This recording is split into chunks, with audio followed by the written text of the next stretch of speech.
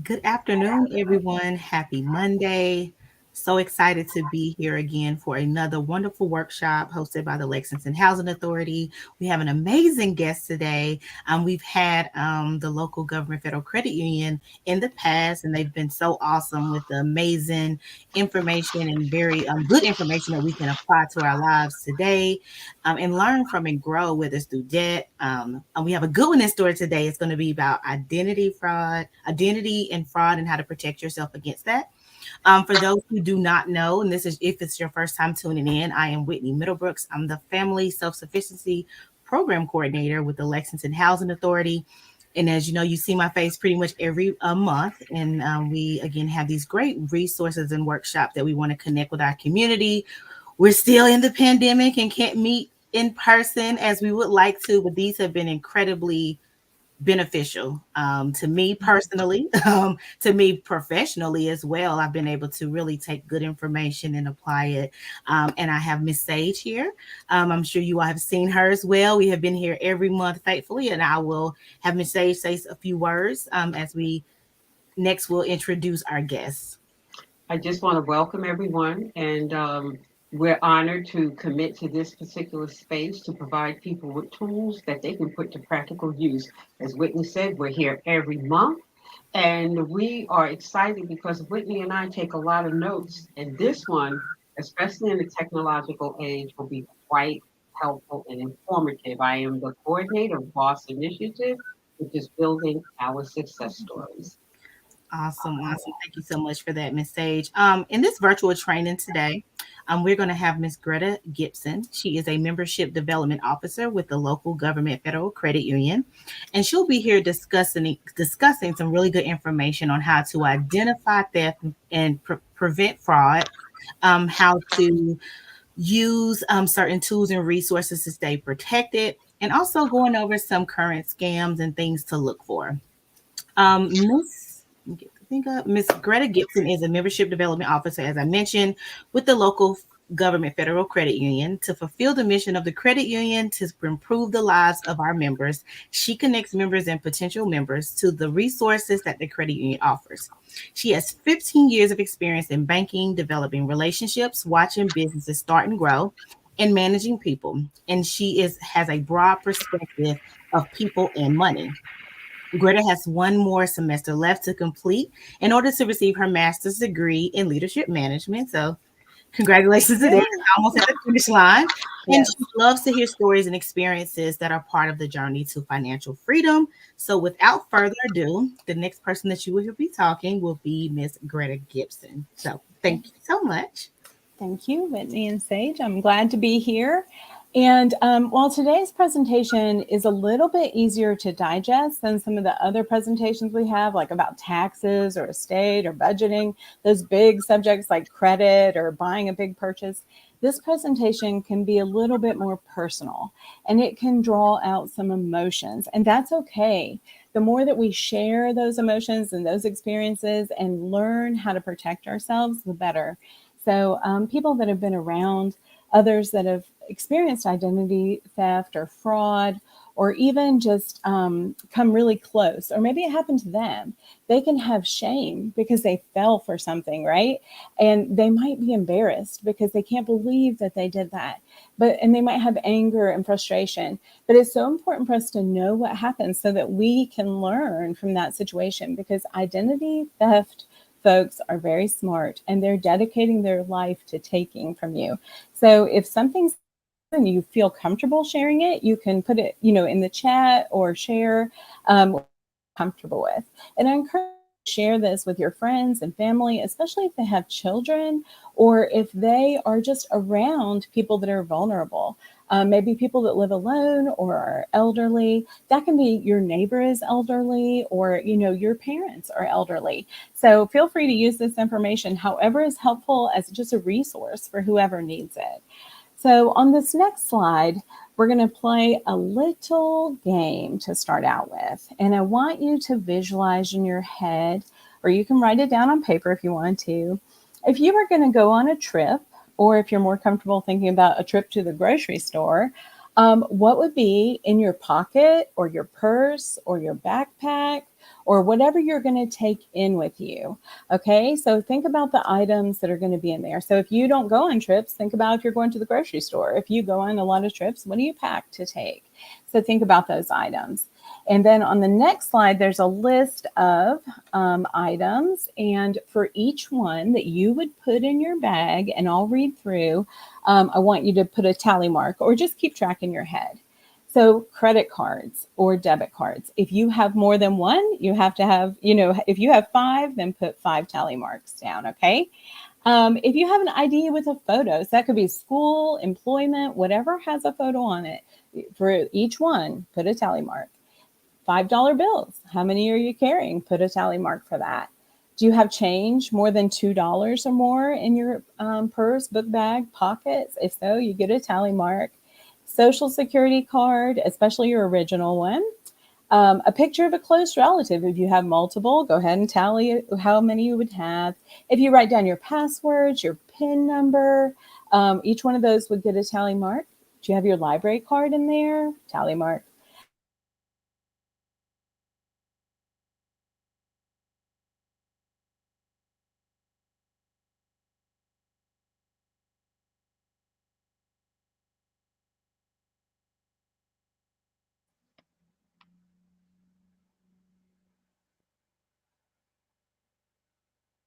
Miss A, You're, you're muted, Whitney.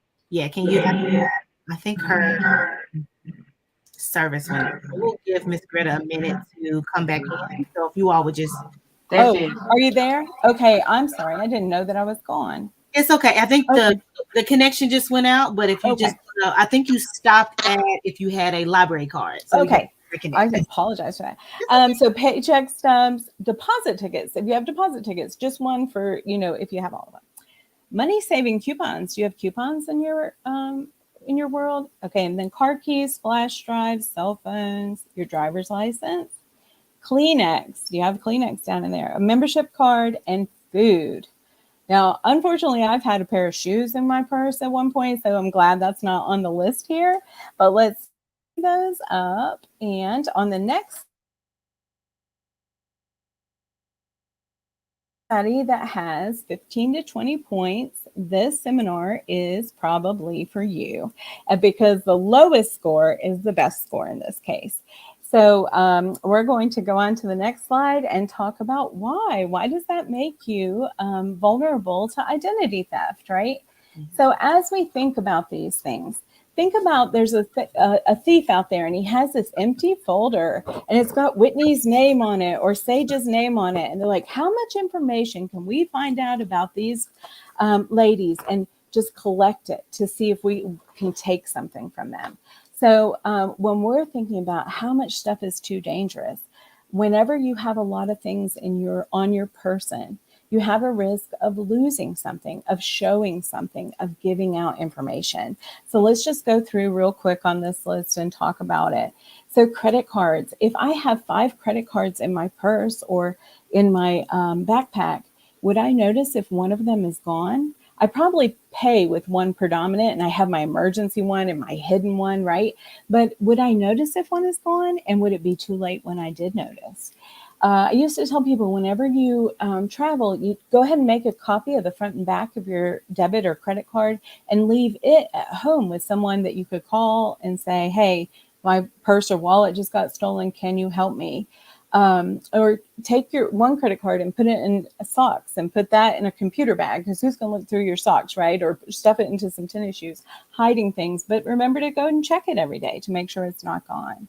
Some people want to take a picture of their credit card front and back, and they'll say, well, I'd have it with me and I can make my own phone call. Well, I want to remind you, when you take a picture, if you download an app that it says we're going to need access to your gallery, you have just given them access to your pictures. What can they see in there? Can they see your credit card? Can they see your social security card? Can they see your driver's license? If you're able, I'm not very tech savvy enough to probably do this and make sure it's safe, to save that picture in a place where there's a password on it in your phone. That might be safer. And then deleting that picture so that whenever you're sharing your information, you don't accidentally share those numbers. And then your social security number, we'll talk about later in the presentation, the only time that you have to give out your social security number. So you really don't need that card on your person. I know we were probably raised to put it in our wallet and always keep it with us, but in a very safe and secure place that's locked at home would be much better. Paycheck stubs. So a lot of people, they get theirs electronically now. They don't have the physical copy, but maybe you print it out for some reason. That has a lot of information. It says how much you have earned year to date. If someone wanted to fill out a job application or a loan application in your name, they have a lot of information. It might even have your social security number on it. It has your name and address for sure. So you really want to be careful about where you store that and that you know where it is at all times. Your deposit tickets. Now, this one, last Thursday, I was given a presentation and someone said, what? So I'm going to give a little bit more detail on this. So maybe someone stole, we have professional thieves here and they have some checks that they stole from somebody.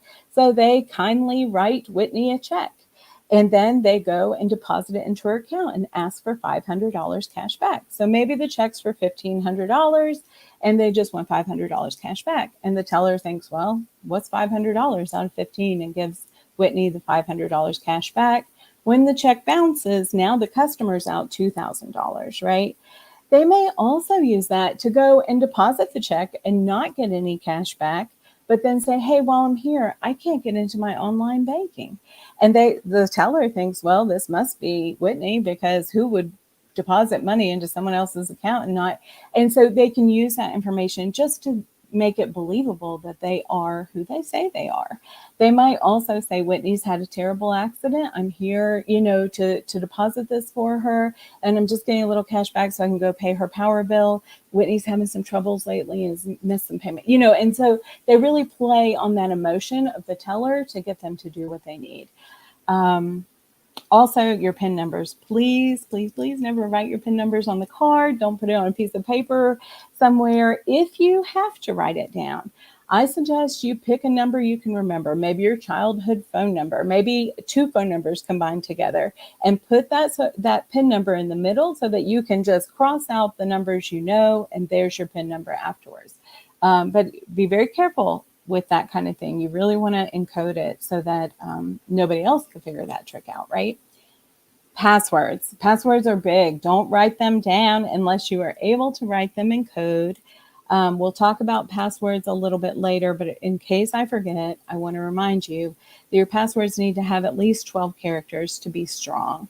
And you want to use upper and lowercase letters. You want to put some letters and numbers in there, some of the symbols, characters. If you can, split up words. So if you want to put, you're not going to steal my information, put some exclamation points in the middle, put some numbers in there, and make it so that nobody can figure out what that phrase is easily. If you have extra cash, so I've been in situations where I see someone take out a roll of cash and they're counting out what they need and they put the rest in. That might inspire someone to take your wallet, which leads to identity theft because now they have your information and you don't have it, right? So be very careful about carrying that extra cash where you can see it. And if you're like me, sometimes you might put it in a secret hiding place. Well, then I'm digging in that secret hiding place in my wallet and all this stuff is exposed and they're seeing how many credit cards I have and seeing. So be prepared before you go in to make the purchase. Put the amount of money you think you need in there and that's all they'll see. Loose change. So when I do this in person, I have this purse and I dig around for loose change and stuff falls out. Maybe a receipt. And you might think, Greta, it's a receipt for a gas station. What does that matter? We'll talk about why that matters later. But stuff can fall out and you might not notice that it falls out because you're so focused on getting that change and the people behind you are huffing and puffing and they're frustrated with you. And so you're just hurrying and you're just not in your right element with it. Also, I want to add to this that, an example, of that is yesterday I was at Dollywood and this lady in front of me had all her stuff in her pocket. And when she took out the ticket that she was looking at for, a $10 bill fell out as well. And so I said, hey, is that your $10? And she's like, thank you so much for telling me. But otherwise she would have walked off and left her $10 on the ground, right? So we want to be careful about overstuffing and we want to be mindful about what's in our wallet and what we need in there. If you have those extra IDs with the pictures, especially, you're just giving them extra information. More information for the folder so that they know where you're a member, where you go to the gym. So if they were pretending to be you when they're on the phone with the customer service agency, they might believe it's you. They know a lot about you. The pictures of your loved ones, I don't want to think that anybody would do this, but they might make you think that they've taken that person. If you have a picture of a child in there, they might say, oh, we've taken her, we want this information or send us this. Also, they can pretend to be you because they can put those pictures in their wallet and now they're their family. The store receipts. So I used to work for a financial institution that part of our verification process is, oh, Sage, please tell me the last two purchases you made. Well, they're the last two purchases right there on those receipts that are in your wallet, right? So you can clearly answer that question. And we found that the more information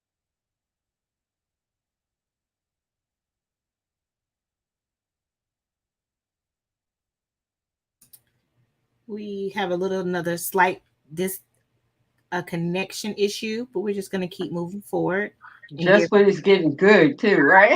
right. Like, go Just like, as she gets her connection back, I'm just gonna highlight a comment on our Facebook.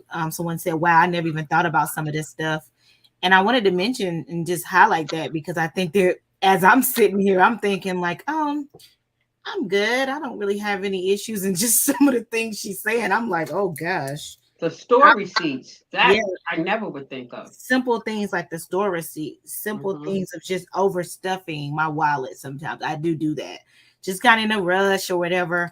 And again, we're gonna give her a moment to come back, and if Hmm. anyone and as we talk about these things that are dangerous or things that we never thought of, it's to add an alert, but it's just also just for awareness and just kind of in that quick moment of with a store receipt. Okay, let's either shred it, let's to make sure we're throwing away, ripping it up if you no longer need it, or now a lot of the merchants they have options.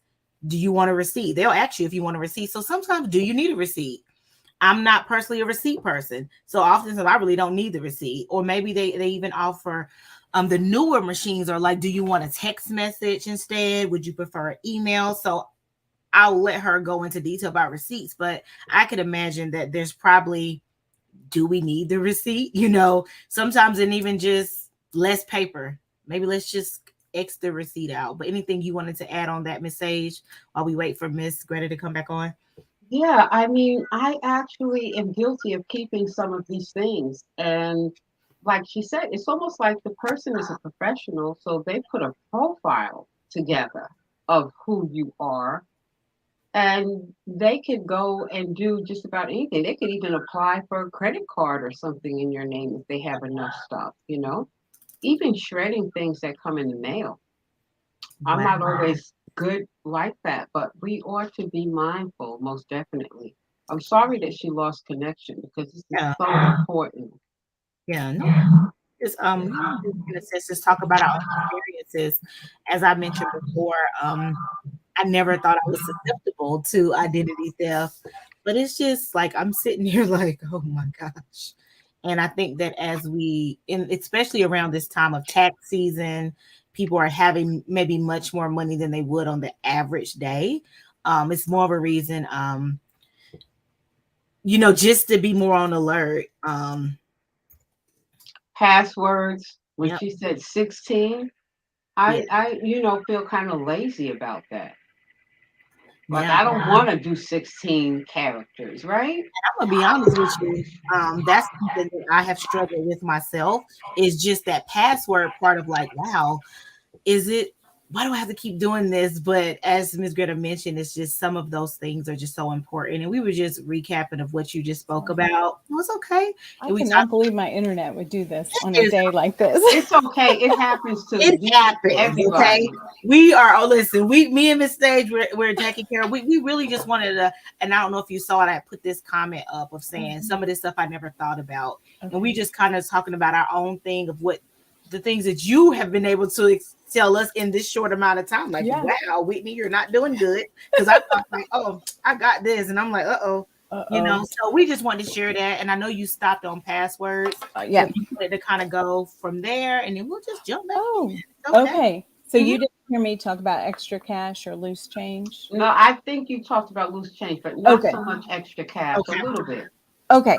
And just to my point, I hate to say this, but I was quickly going to try to get on my phone, and I went to go get my other headphones out of my purse that I used yesterday, and out came these two receipts. And I thought, I am so not, it happens. We do things, quickly, and that's how, it all goes. I talked about store receipts, right? So I think I'll talk about the check register real quick. That also gives you a lot of information to use. People's habits. You can pretend to be them. That if you go and pay your energy bill and it matches their energy bill, then they're probably not going to question it, if they're not paying attention. If you go to the gas station they used with that debit card, they might think that's them because that's what they typically do. So I checkbook registers are very important. And when we talk about budgeting, we talk about getting those receipts and putting them in one place and writing them down in a habit. So just being mindful about what we put in our purses, and being organized, or even backpacks. Now, backpacks, I got to park the bus on that for just a minute. Purses and backpacks, they're both on your back. People can unzip them and get access without you knowing, so there are some that will zip on the inside, or you can wear them. So just be aware of your surroundings and how comfortable you feel wearing a backpack, but know that that makes you a little bit more vulnerable, especially if you're distracted. Okay, so we'll go on to the next slide. Okay, so now we'll talk about the course objectives after that. That was kind of fun, that activity, right? Um, so we'll define identity theft and fraud, and we'll talk about some statistics, and then I'll give you some of the typical schemes we see and some of the things that happen to people. And then we'll talk about how you can prevent it, but we'll also have some great resources in case it happens to you. So on the next slide, we'll see that identity theft is when someone takes your information. You do not want them to know your name, your address, your credit card information, and they take it against, your permission. Fraud is when they use it for financial gain. So two separate crimes, but both are crimes. So on the next slide, you'll see that the reason why it's such a big problem is because people can earn money off of fraud and identity theft. And it becomes their occupation. So I'm going to give you an example. There was a very large bank, and someone got over their firewalls and got every single one of their usernames and passwords. And the bank was not required to report this by law because all of their customers had those three questions. So if you're not using your typical computer, or if you put in the wrong password so many times, it asks you a security question.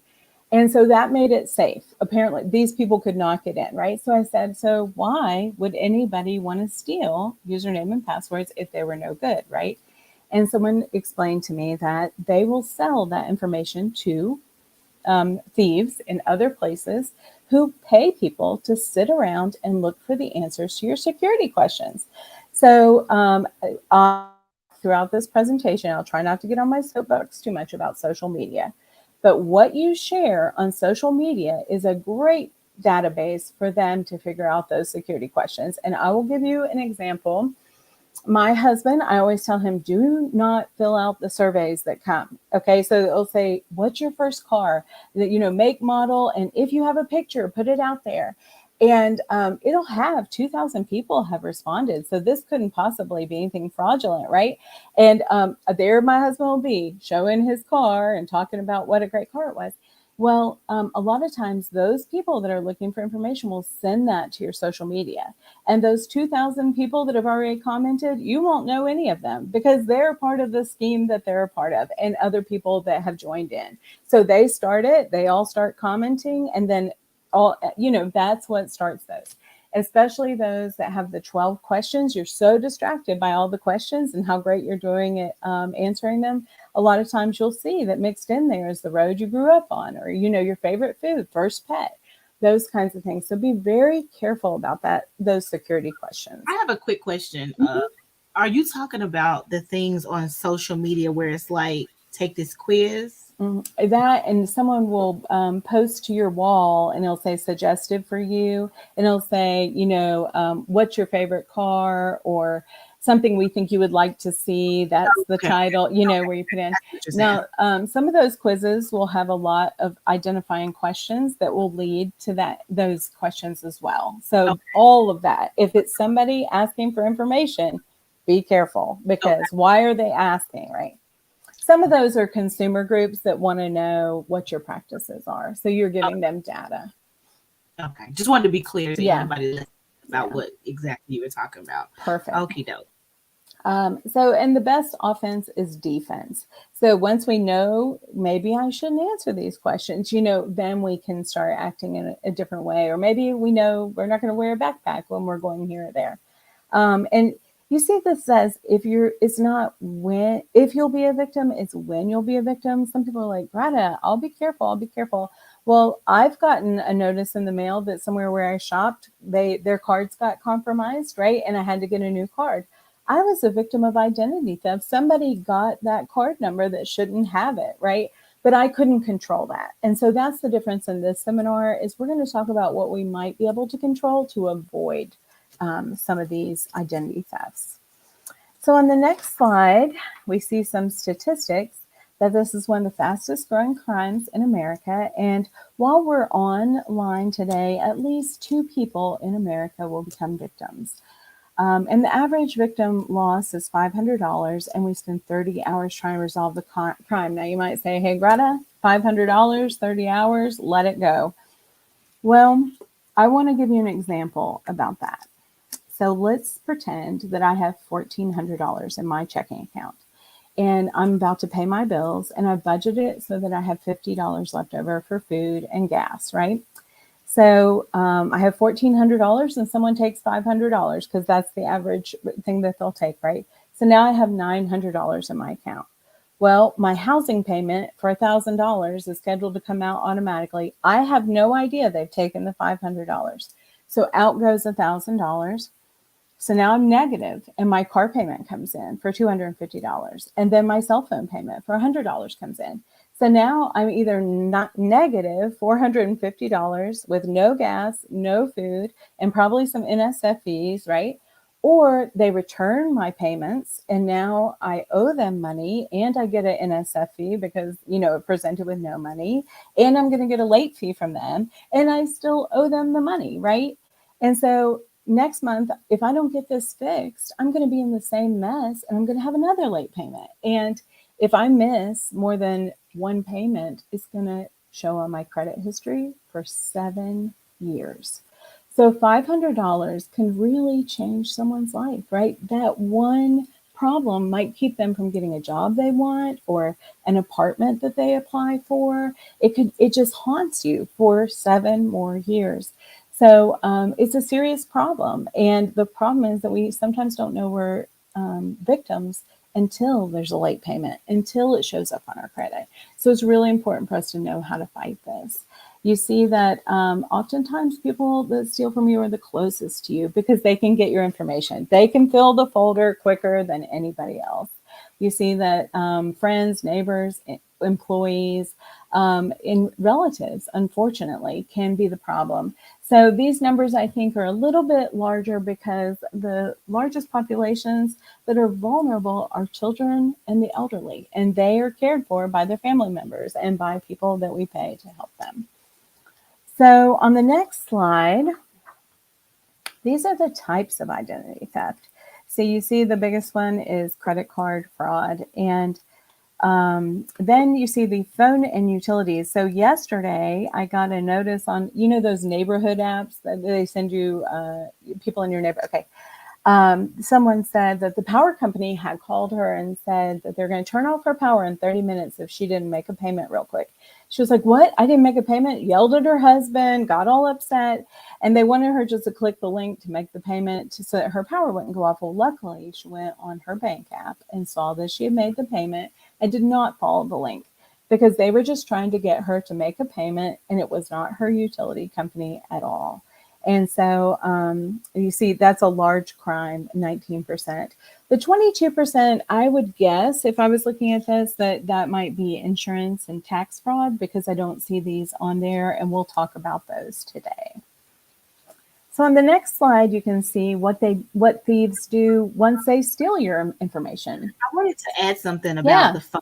yeah. Just so I remember a few years ago, it was a phone company with my cell phone. I'm no longer with Mhm. them now, but I was calling about something else, and so they're having me identify my information, and they're like, "Well, that's not right," and I'm like, "It is right." So now we're Right. going back and forth about because there was a PIN number I had to give that I know I set up, and I'm like, "Well, I don't know what it could be because that's it." So Yes. long story short, after being on the phone forever, come to find out, someone had called in and changed my address. They said that the Mm. person called from the Texas area. I don't even, that was weird. And I was like, huh? But the address was in Florida. Oh. That they were, so they changed my address to send my bill, which I always have gotten an electronic bill because I don't really need I Yes. just didn't really need my bill. And they would send it to my email. But yeah, and I couldn't. My thought was, well, what would be the point? How can somebody fraud me that way? And they were like, well, yes, they can because they can even open up types of credit because let's Mhm. say they don't need your social, and some of them just need like their name on a bill to show Yes. like John Doe lives at this address and they have this phone bill with this company. And I Yeah. was just sitting there like, what? They need to pay my phone bill then if they're gonna do you know. But I mean, it was really confusing to me. But I'm saying that to say something as small as that Yes. potentially opened up issues for me over a phone bill and someone calling in and changing my address. And I remember Yes. I had to put a note on the account, so I got it fixed. And I let them know that there would be. And they said it was a man that called, and I Mm. had to put in the notes like attention that there would never be a man or a male calling on behalf of my Mm. phone bill, so Mm. that could not happen again because it did happen, and it was Yes. just very odd. And I'm just like, so I guess address fraud and Hmm. just thinking like that's so weird. But I just wanted to add that if anybody was wondering about just the phone utility part of it and how it could just be even as simple as an address. So Yeah. And I think that that's wonderful that you shared that because we think that nobody in customer service would change your address and your PIN number so easily whenever it clearly wasn't you, and they even knew it was a Texas number, a Florida address, and you're in North Carolina, right? That doesn't make any sense. But and I people still never change. figure out how it happened and how again customer service like how did it there was something I have to believe that the person was able to identify Yeah. something to Something. where they felt comfortable doing that. But Mhm. very weird situation. But yeah, no longer with that phone company, but it's clearly a thing. So now I'm more paying attention to my online statement to make sure it Yes. continues to have my address. Yes. There's no issue. But yeah, so Yeah. And we will talk about that yeah, later on. So we'll remember that because read your mail, right? That's very yeah, telling. yeah. Okay. What do they do once they steal your information? So you see 36% of them use your existing debit or credit card.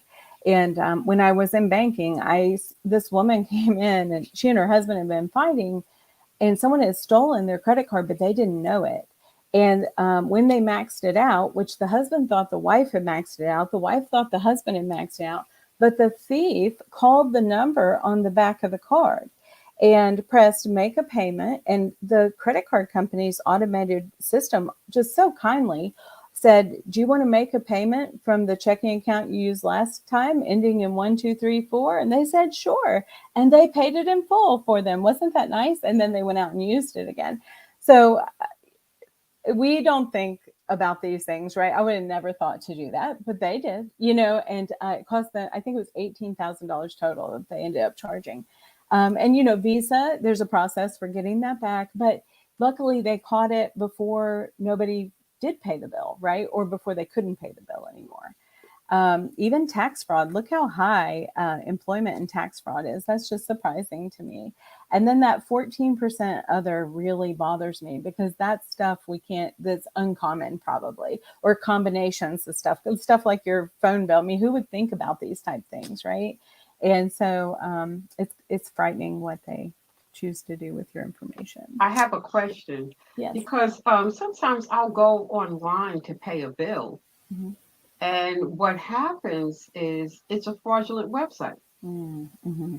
Yes. And I've caught it, but I came really close to paying a bill, And something just told me this isn't the right Yes. legitimate website for this very big company. Yes.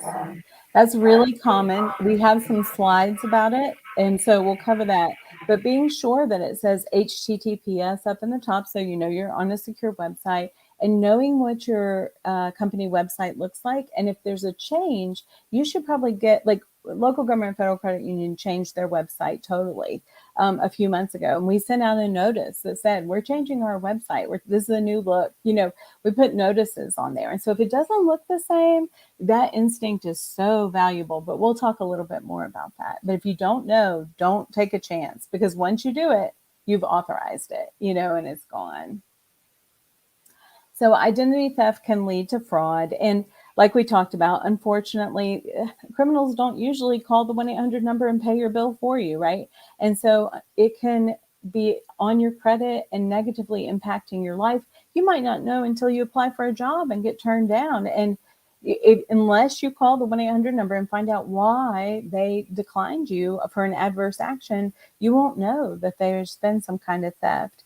And once things go on your credit report, they're on there. You can notate what caused it, but it really happened. So it reflects what accurately occurred. So on the next slide, we're going to do a little interaction here. Where do you think identity theft is worst in the United States? And to kind of narrow it down, we'll look at the next slide. I've colored in some red states, and you can choose which ones you think. Okay. Yeah. And if we go on to the next one, it'll do them in red. That might be easier to say. Okay. Of these states, which one do you think has the most and which one do you think has the least amount of identity theft? The most I would say it's probably between California and New York. Okay. Sage, I, you have I one? look at places that have a lot of retirees. Okay. And so I might think Florida because a lot of people retire there. And I'm sure maybe Nevada. I don't know if people retire there, but the places that have a lot of retirees. Okay. So I have to admit that I was with Whitney. I thought New York or California, but Sage is correct. It's Florida, believe it or not, that is number one. I'll read the list and then we'll kind of talk about why. So it's Florida and then Georgia Hmm. and then California and Michigan and then New York, then Nevada, Texas, Arizona, and Maryland and Alabama. So I thought the same thing about Florida. I thought, there might be retirees, they might be a more vulnerable population. And then I started thinking about, well, and sometimes people go there when they have health problems and they're sensitive to cold, they want to be in a warm environment. So that just makes them a little bit more vulnerable because they might be distracted or have a worker with them, right? But it's also a destination location, right? It's a vacation place.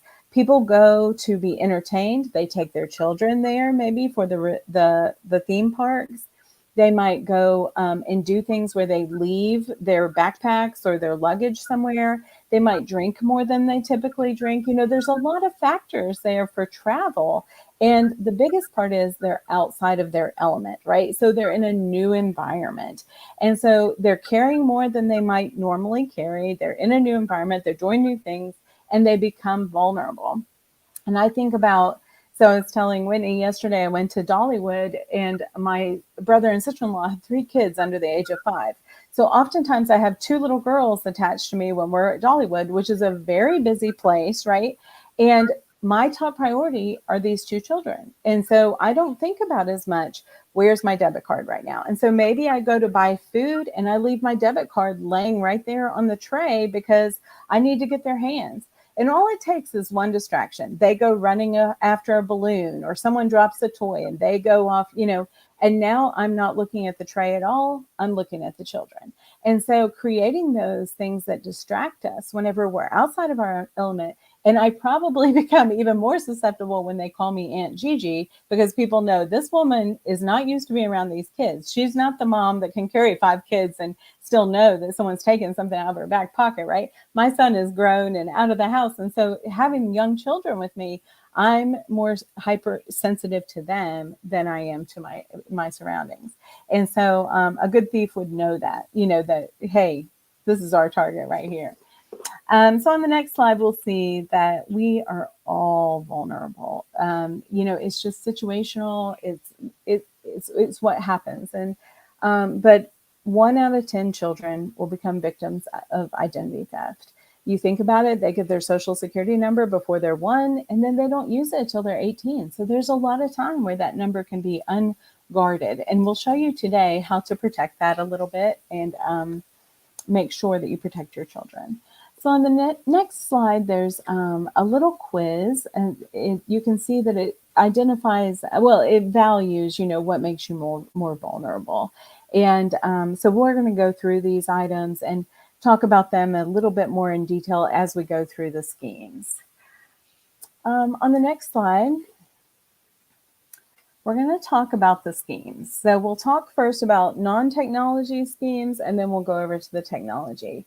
But we're going to shift. So we've been talking a little bit more about distraction or clutter, or, just things happening beyond our control because of a distraction. These schemes are usually driven by emotion. There's some kind of sense of urgency. Act now, panic, this is your money. Or they want you to act. It requires you to do something. So dumpster diving. Oh, and I want to say there's a lot of weird words for these, especially on the next slide. What they're called doesn't matter. It's just what is going on in the situation. So if you can't remember all these words, it's okay. Just knowing what they're trying to do. So dumpster diving, whenever you just throw away your trash, you throw away a lot of information for my file, right? And so dumpster diving is people are looking for information to put in that folder. They're looking for those credit card apps. They're looking for information. Is this the right slide? Oh, no, one back. Yeah, sorry. And so we encourage you to shred. That's perfect. Shred or black out your name and address. And you might think, Greta, I don't need to do that if a grocery store has sent me their, a coupon, or my pharmacy sent me a little notice about something. Well, that would go in the file, right? So I know where your pharmacy is. If I want to get your medication, that's one easier thing that I have that I don't have to look up. So think about what if someone went through your trash, what would you be okay with them knowing? Mail theft. So we used to be concerned about mail going out. People used to try to take your checks out and put chemicals on them and wash them and go check them. But a lot of people don't write checks anymore, right? And so now we're more concerned about what's coming in. So if you're getting notices from your doctor's office, if you're getting bank statements, if you're getting credit card applications, all those things make you more vulnerable. And so like Whitney said, if you stop getting mail or an email that you typically get, you want to wonder, why am I not getting that? If your doctor's office said they mailed you something and you didn't get it, did someone take it or did they change your address? What's going on there? Social engineering. So this is when someone tries to interact with you to try to get you to make a mistake and share information. So you might say to me, Greta, where did you grow up? And I might say, oh, I was born and raised in blah, blah, blah. Well, all you have to do is look up what hospital was there, and now you know the hospital that I was born to. What was there, one high school? Because that must be my mascot. You can gather a lot of information. You think, oh man, I'm going to be paranoid about every conversation. Well, think about why someone's asking you something. Are they just trying to buy time, or what is the reason for that? There's actually a James Bond movie where he gets on the plane and has this conversation with this gentleman. And I'm like, why are they talking about where he grew up and his first pet or something like that? And it turns out James Bond was trying to steal his identity to get the wire fraud, So the man never thought about why he was being asked the questions. He just was emotionally attached to the conversation. Usually they know a little something because they're looking for a certain detail. So they're going to try to manipulate you into saying it. Shoulder surfing, if someone's looking over your shoulder when you're in the grocery store and you don't want to put in that PIN number, don't put in your PIN number. So if you have a debit card, you can press cancel and it'll run it as a credit. It doesn't you make it a credit card. It's just how it processes. So a company gets billed based on if it's run as a debit or a credit. It will come out of your account just the same. So if you don't feel comfortable with putting in your PIN number, don't put it in, or ask the person, can you please stand back so I can put this information in? But it's very common for people to look over your shoulders to try to get that. Stealing personal items. So this, of course, would be taking your purse, taking your backpack, taking your wallet, taking something. I recommend you cancel your cards right away if you have lost your wallet. So you might have dropped your wallet in aisle 5 and you realize that when you get to the register and someone brings it up and says, oh, we found it in aisle 5. You're going to cancel your card? Please do. You don't know if they opened it up and took a picture of everything in there before they brought it back to you, and they could use it. So err on the side of caution. I want to tell you a story about when I was in banking. I worked for a very small community bank at one point, and this was in the late 90s, early 2000s. And I live in Western North Carolina. And so we didn't have a lot of people that didn't speak Southern, if you know what I mean. Everybody had that Southern twang. And there was an older woman who moved from Boston, and she would come into the bank and nobody understood what she said. And they all thought she was kind of mean because her accent was so it wasn't that slow Southern. And so I helped her a lot. And one day she came in and I did her banking. And then we talked about Benjamin Moore paint. And I gave her instructions to go to the store. And she left and she came back about 3 hours later and she was furious. She had gone to the YMCA to meet her group of seniors that work out, and they all locked their purses in the back seat of their car. And when they came back, they had a new air conditioning system because all their windows were busted out and the purses were gone. And she was so angry. And we put stop payments on her check and I put an alert on her account. And I said, so now we have to work towards opening a new account for you and getting your Social Security and your pension moved over. And she said, no, these people just wanted the cash. We're going to find the purses in the dumpster. And while we were sitting there, the police called, they found the purses, but all the stuff was out of it. And I said, you're still going to have to close it. And she wouldn't do it. She left. And about an hour later, the tellers sent me a phone call, and it was this lady, and she was just so soft-spoken and sweet, and she was pretending to be that customer. So she had her driver's license, she had her birth date, she had her checkbook register. She knew everything about this woman to answer any question I asked, except for she did not know what paint store the woman was going to, because I guess that receipt was not in the purse, or they left it. They didn't think it was valuable. Because I said, I'd be happy to give you that information if you can tell me what paint store you went to this morning. And she said, I didn't go to a paint store. I said, then you're not getting the information. And when I called the customer and told her what happened, boy, she got in there to change that account over because she realized that they were after more than her money. They wanted her to think that they weren't. And people think they put stop payments on their checks. They cancels and that. Well, smart thieves will save those checks for a year later when the stop payment's off, and they'll use them again. So just be really careful with if you lose something, just err on the side of caution. I know it's a pain to get a new card, but it is the better situation. And so the next slide is things that people do technologically to be thieves and identity theft. Oh, I can't even say that, to do identity theft. Now, some of these are the weird names, so just hang in there. But you see debit and credit cards. We've talked about that a little bit. But remember, when you give your kids or if someone's going to go to the grocery store and you're like, oh, just take my card. I see a 14-year-old who doesn't usually have a card saying, look what my mom gave me, and they pass it around. How many kids are going to take a picture of it and go hook it to their Amazon?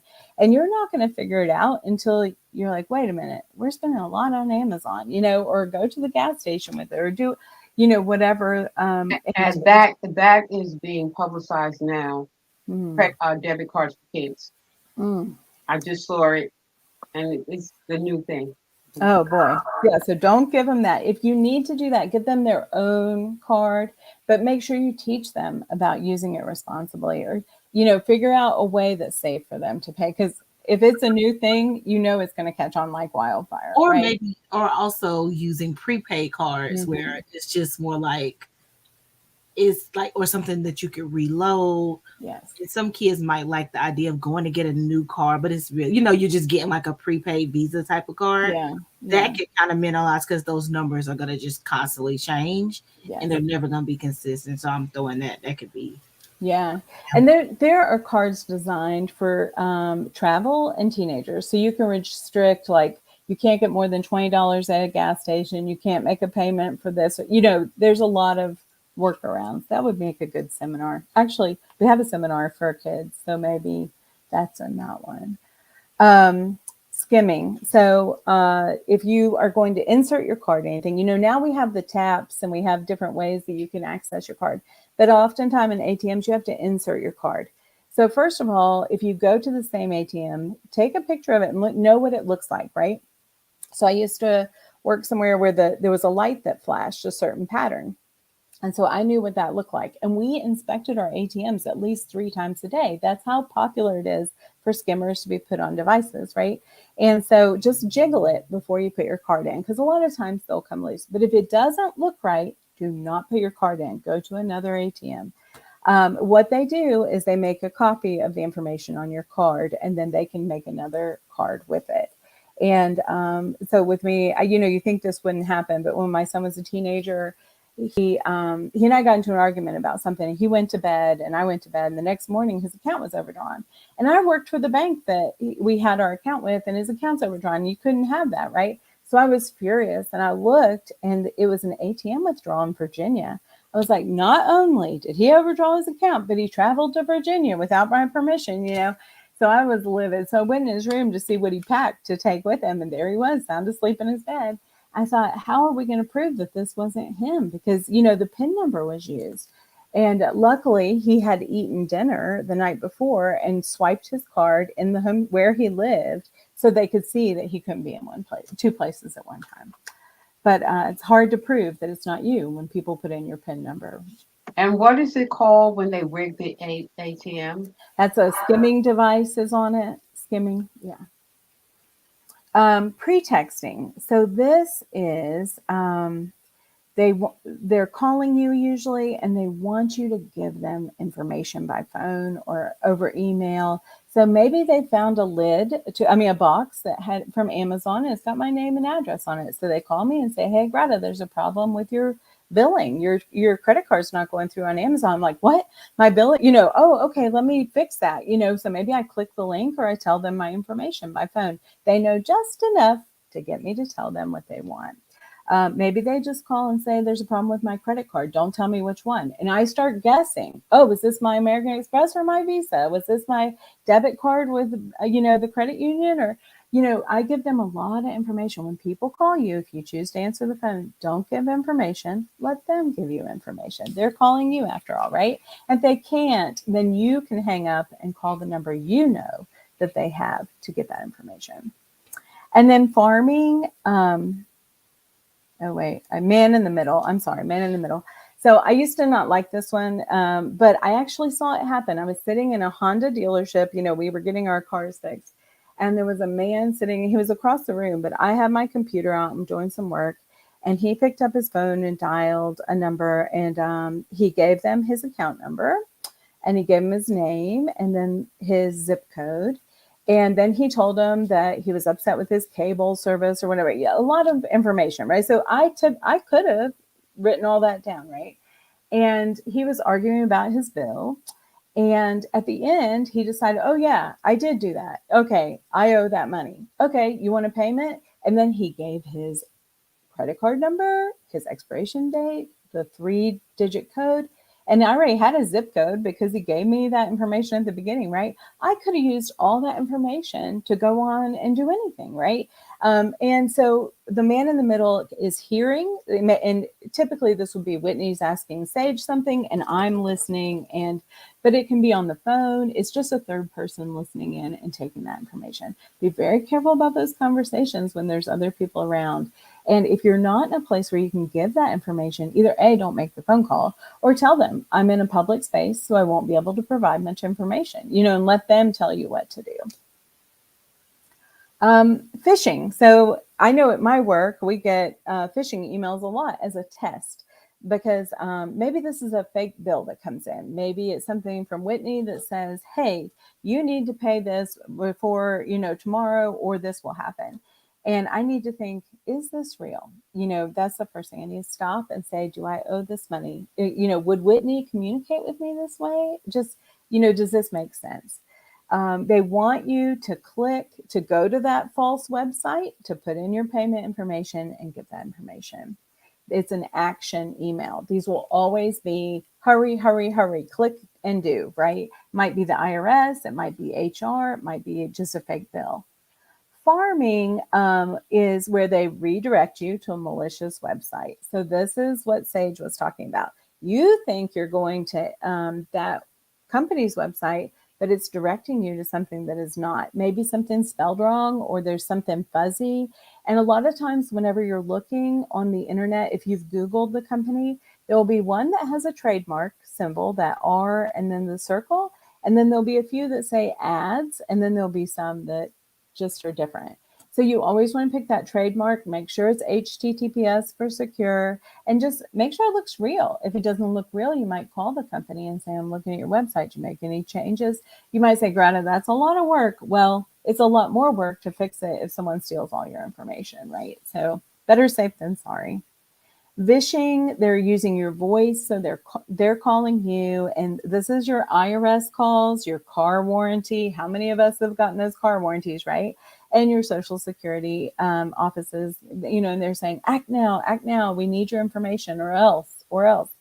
Smishing, they're going to text you with that sense of urgency. I know a few years ago, there was one where either they were using banks or credit unions, and they were saying your information is at risk. Click here and verify your social, or else we're going to turn off your account. And people were clicking it and following it, and it caused a real nightmare. There's three more I just want to also include because I've heard of these, and I just want you to be aware. There's a secret shopper scam. So maybe you sign up to be a secret shopper and they send you a check for $1,000 and say you get paid $500. Use the other $500 to go to this company and send the rest of the money electronically to us. And we're going to and give us a little review on how the service went. Well, the $1,000 check is bogus. You just went and cashed it. So now you owe whoever cashed it $1,000. You have $500, which if you go spend it, it's gone, right? And then you're sending them $500 and you're out because it was all bogus to begin with. If it sounds too good to be true, it is too good to be true, right? On Craigslist or some of those other places, I shouldn't probably say names, but if you're selling something, say you're selling something for $50 and they send you a check for $250 and you're like, whoa, this is too much. They might say, oh, my accountant did that by accident. Just send me the difference. You keep, 50 more, you keep 100, send me back 150. Well, it's all bad anyway. So don't send them anything. Don't do the deal. And then the other one that I see sometimes is maybe grandma gets a help me email. It says that granddaughter's stuck on, she took a secret trip, didn't tell her parents, and now she's in trouble and needs help. Please send money right away. And grandma wants to help this granddaughter, right? And so she sends the money. And the last line in the email is, whatever you do, don't tell mom and dad, so because they don't want you to tell someone that might be rational. They're trying to prey on that sense of urgency. So I want to pause for a minute because I know we're right at the 2:00 mark. Do you want me to continue on or do you want to?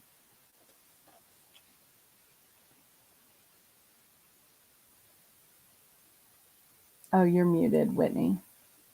How much further do you really have to go? Just about maybe 5 or 10 minutes. I can. Sorry about Okay. I was going to say, if you knew exactly, if you had some specific slides you wanted me to Okay. look at, if you, Okay. as I click through them, Okay. if you I'll have just just a fly few through. Yeah. words, yeah. So Okay. So on this slide, just so signs that you're a victim, you can read through that. But the important thing, and Whitney brought it, read your mail. Look for things that don't make sense. Your mail will tell you a lot about what's going on. If you're getting a lot of credit card applications for your child, something's going on with their social security number. If you get a collections notice, we're going to talk about checking your credit to make sure it's real. On the next slide, this is a lot of information, but it's all going to be on the slides after this in the resource sheet. The two that I want to just focus on is number one, never give anybody information if they're contacting you. You contact someone else, you can give them information because you know that that's the real person. But if they're calling you, they need to provide the information. It is okay to say, I'm going to hang up, I'm not going to respond to this. And you call the company and say, I just received a call, I'm ready to respond to this. And also number 12, we just really encourage people to shred things or to black them out, cut them up, put them in water, something so that your information doesn't get out there. And then the next slide, remember I told you I would tell you when you need your social security number. So the only time that someone should ask you for your social security number is if you're getting a financial account or a loan. So that's a bank or a credit union. If you need your college records, if you're doing your income taxes or getting those records, if you're dealing with a credit bureau, your employer can ask, a government authority can ask, your social security can ask, and state and federal IDs. If someone else wants it, you can decline. You don't have to share it, especially if you're in a public place and they're asking you to say it out loud. The next slide, protecting yourself from bank fraud. This, when Sage was talking, I thought of this. You see, only visit secure websites, making sure that you know that you're putting that information into the right website, even your own banks. And if you're going to use security questions, I also recommend that you make up those answers or that you make a variant of the answers. And I'll show you why in just a minute. And look at your accounts from time to time. Balance that checkbook. Make sure that you didn't pay the power bill twice because you're paying someone else's. On the next slide, computer fraud, what I really want you to know is if you download some kind of software to help monitor your system, know the name of the software. So sometimes the bad guys will send something that looks like protection software, and they'll say, there's a malicious threat to your system. Do you want to annihilate it? And you're like, sure, yes, of course, that's what I have you for. But it wasn't even really the right system. So being familiar, watching the demos for that. And That yeah. was one of my questions. And so I'm going to ask you, who do you recommend as far as the most legitimate, secure uh, Yeah. cyber security for just a common person? Okay. So on the resource page, there's some suggestions for that. I'm real careful about suggesting because what's good for me might not be good for you, right? So I would suggest watching demos, going onto those websites and watching to see which is user friendly, which makes sense to you, read the reviews. And if you know an IT person, ask them what they think because those are constantly being updated. And so what I liked last year might be out of date this year. So I'll be real careful about answering that because I might not be the best.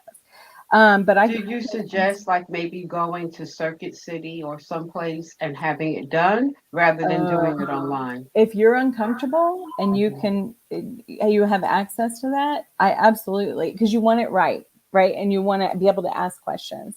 So comfort levels, I know my husband likes to watch YouTube videos. I like to read the instructions. Maybe you enjoy where someone else does it and shows you. So whatever your comfort level is, that's what you should do because it won't do any good unless you can use it, right, and understand it. Your router, a lot of times your password to your internet will be right there on your router. So if someone comes to your house and you go back to get something and they just take a picture of it, they can use your internet and they can access some of those networks and you know your passwords or get into your computer systems. Never follow links in emails. Be aware of it, read it, and know it, but go to the actual website that you know is true. On the next slide, medical fraud. If I drop my insurance card, somebody could pretend to be me and go to the doctor. And you might think, well, what did that hurt? Well, if they don't pay the bills and they change my address, it's going to go on my credit, right? So read your explanation of benefits and make sure it's true. The next slide, I'm going to take just a minute because this one's where I like to stand on a lot. But this social networking is so important for you to remember to be careful. If you've tagged or labeled everybody on your social media, so everybody knows who your mother, your brother, your cousins, everybody is, that gives a lot of information. If you have your high school list on there, there's your mascot. If you have your job history listed, that's information that they can use for job applications, for loan applications, all kinds of things. If you take those surveys, we talked about that. And then the last thing I want to remind you is, if you've ever gotten a message where they say, I've been hacked, don't open the video, right? Everybody thinks it's about that video, right? But if you've ever purchased something on Facebook Marketplace, it stores your debit card. So I didn't believe this, but my neighbor sent me a message one night that she had been hacked. Well, I saw she had been hacked. 2 nights later, she's like, I just got a fraud alert from my bank and I don't know if it's real. And sure enough, it was right there in her, it's under settings. It had it stored and they were trying to use it. And so she had to get a new card. And so I was shocked. I noticed there's something with Google that always tries to store your cards. Mm-hmm. But the question, go ahead, because I had a question. Just Okay. go ahead, keep going. Some people really trust the Google passwords and the Google Pay. I don't know enough about it to speak intelligently, but I would research that, and know what you're comfortable with. Some people, some things they have a lot of tri-factor where you can do a thumbprint, you can do passwords, a lot of things like that to protect it. On the next slide, protecting your children. I'm going to give you a resource for protecting them, but just remember when you post your children's birthdays and say how old they are, you're sharing their birth information, right? Their year, their everything. Remember that family members and people that work with you are most likely to take advantage of your children, and look for possible cues. Read that mail. My husband got a speeding ticket on his motorcycle one time and was going to hide it from me, and a big old stack of letters from attorneys offering to help him let me know that he got a ticket. And our mail tells us a lot about what's going on. So on the next slide, if you become a victim, there are some ways some things you need to do. There's a fraud alert identity theft hotline. I'm going to give you this resource at the end. The FACT Act says that if you contact one credit bureau, they have to contact all. And you can put a fraud alert for 24 hours and order a credit report to see what's going on, make sure nobody's defrauding you. I'm going to give you a Fair Trade Commission packet where you can download some affidavits. Anytime you send them, you want to do it with a certified letter just so you have a record of it. In case it ever goes to court, you want to protect yourself, right? And then, unfortunately, a lot of times you have to have a police report. To prove there was a crime, you have to report it. So if your children have used your card and they shouldn't have, you're going to have to get a police report to get your money back in some cases. And that can be really hard. But you can lean on your financial institution for that. If you don't feel comfortable meeting with the police, let them come to the financial institution and meet with you. On the next slide, this is how to order your credit report. So annualcreditreport.com is approved by the government. You don't have to enter a debit card or credit card number. You should not be feed for this. You won't get your credit score, but you will be able to see what's on there. You'll be able to see, like Whitney, if anybody changed your address, your name, anything with anything associated with your credit report.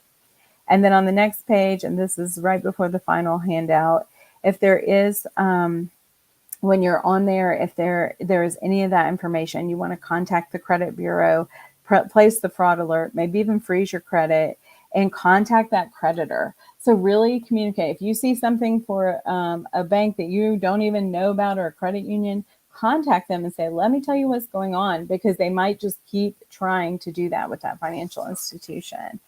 And then the final slide, so I think we'll skip this one and go to the next one, is that resource. These are your resources, all those phone numbers and websites. And Sage, you can see on here, there's some protect your computer that we do recommend. Some of these will destroy personal information that's embedded deep in your systems. I don't know enough about them to speak intelligently, but I did look them up and just read about them. And you might not want to answer this question, but I'm going to Okay. ask it anyway. Okay. When you say social media platforms, would Mhm. that include LinkedIn? Because LinkedIn can get a lot of information from you around Right. employment and work and Right.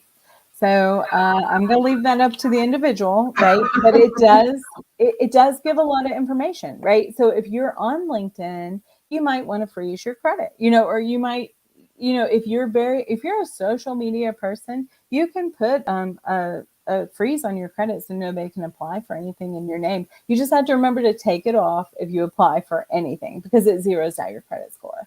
So, to your point, you need to develop your presence in some places, but protect yourself, and or maybe just pull your credit often so that you make sure that nobody takes advantage. And then let's see, 2 slides ahead, just final information. This is my contact information. If anybody has a question or wants to email or text me, I think it's the one right after that. And then on LGFCU's website, we have under personal finance, there's caring for seniors. So if you care for a senior and you need some information about how to guard their identity, and under benefits and services on that LGFCU website, there's some video libraries so you can learn how to do bill pay or get your statement online. Or there's a Compass program that's protected by our privacy policy where we don't sell any data, but you can log in with one login and see all your accounts to make sure nobody's defrauding you. And Civic's website, so they're one of our sister credit unions. They're all online. And so they have a special focus on online security. So at the very bottom of their website in blue, there's a thing called security, and it says protect yourself online. It has a lot of great tips about protecting yourself online. And then there's a You and Money blog where they have articles for future resources too. And that's I it. have done. I actually just posted on our Facebook, which will include this particular slide. I'm gonna go back. Oh, good. That's a great one. This one. So that mhm. is going to be posted on our Facebook page, and I've actually added the links to you, the credit union's main website and the Civic website if they Okay. want to Sure. click on that. So I just want to say this was a lot, and you delivered it in a way that I could have listened to you all day. Oh, thank you. Thank you. Really, I could have listened to you all day long because it was a lot of information and it It kept is. me on the edge Okay. wanting more. So thank you for saying yes and thank you for all that you do. Thank you. I appreciate it. yes, I think it was incredibly informative. There's so much to talk about. It's so much to go into. I just encourage if people want to go back and listen, get some, key facts, just protecting ourselves. What do we have in our wallet? What's in our purse when we're out? If we Mhm. have a purse on us, make sure we keep it maybe in the front more across body, or just be mindful if you have a backpack. I'm just kind of recapping. And Yeah. just, be mindful of emails and calls, and certain Mhm. organizations and businesses will not even call you for certain things. So Yes. just always, I hate to say it, just be always on alert because it is Hmm. your personal information. I mean, you Yes. have to, I've actually had a company call me because they was wanting the payment. It was a medical bill. And Good. I was like, this number seems weird. She was like, Yeah. well, it is us. I said, well, no, I'll call. And I went online and found the number, and it Yeah. was like, oh, it was us. I just did not feel comfortable Yes. because she's like, well, do you want to make a payment? I'm like, I do, but it's just random. Hmm.